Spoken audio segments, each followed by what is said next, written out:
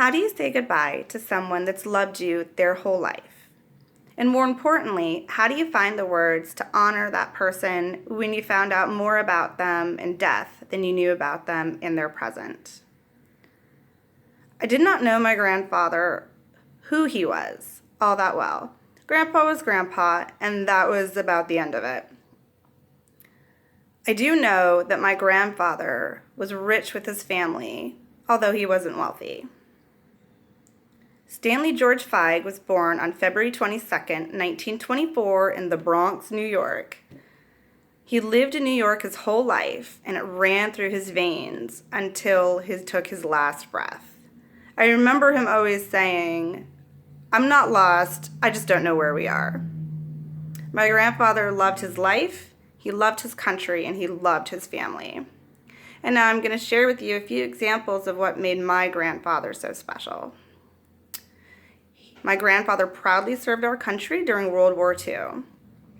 He wasn't drafted. He signed up a few days after he turned 19 years old.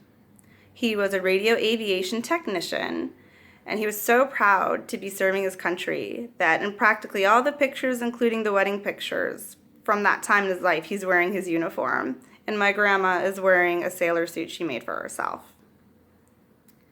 Any stories that you might hear about the dancing Feigs are true. My grandfather was hands down the best dancer in the family, and him and my grandmother met at the infamous dance party in the basement. And he even danced at my own wedding more than I did.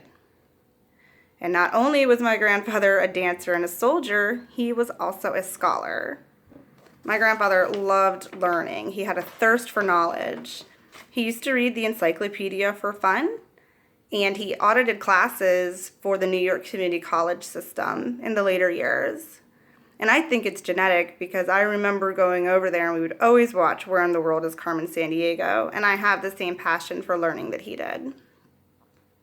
And most importantly, my grandfather loved his family. He had 6 children, and he supported everybody's decision, whether it was going to college, going into the service, or even going to mime school to become a magician like my uncle. Even though he owned his own business after the war, he still worked at a catering hall on the weekends to make sure the family had enough and that my grandmother was able to stay home with the kids. And whenever I would talk to him, the conversation was always about me and what was going on in my life, almost as if he didn't care so much about his own. My father presented a eulogy at my grandfather's funeral. And one thing he said that stuck with me over the last few years, it really came across. My father said, "Our father's father died when he was 10 years old. And I've always wondered how my father was such a great one after losing his own father at such a young age." Stanley Feig was an amazing father, grandfather, and great-grandfather. I think that him being born on George Washington's birthday was kismet, and that he was destined to lead his family and his legacy the same way that President George Washington did.